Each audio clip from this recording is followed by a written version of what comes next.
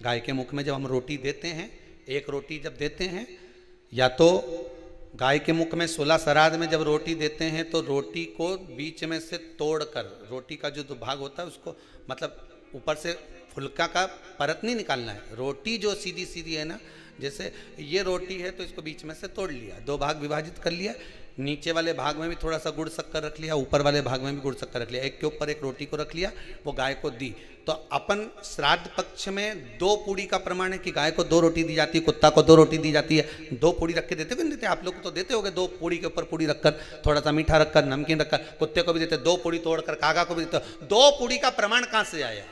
2 भाग रोटी के टुकड़े का प्रमाण कहां से आया? श्राद्ध पक्ष में ही ऐसा क्यों किया जाता है? बाकी के समय पर तो कोई ऐसा 2 पूड़ी का प्रमाण ही नहीं, पर श्राद्ध पक्ष में ये क्यों कहा जाता है कि पूड़ी के ऊपर पूड़ी रख दे, उसमें मीठा रख दे, खीर शक्कर रख दे, गाय को दिया, कुत्ते को दिया, कागा को दिया, ऐसे क्यों कहा जाता है? उसका कारण क्या होता है? उसका केवल एक कारण है, जो नारी ने भोजन का निर्माण करा है, जो घर की बहू भोजन बनाई है, जो घर की बेटी ने भोजन बनाया है, घर की माता ने भोजन बनाया है। महाराज, पिता पुरुष एक कुल को तारता है, बेटी 2 कुल को तारती है। जब श्राद्ध पक्ष में 2 भाग रोटी के कर कर गाय को देती है तो 1 भाग तो उसके ससुराल वालों को मिलता है।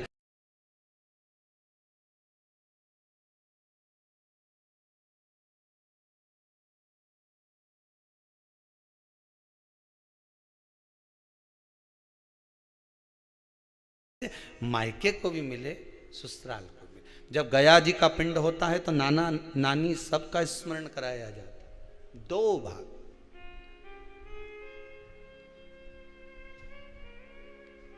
पुण्यता प्राप्त।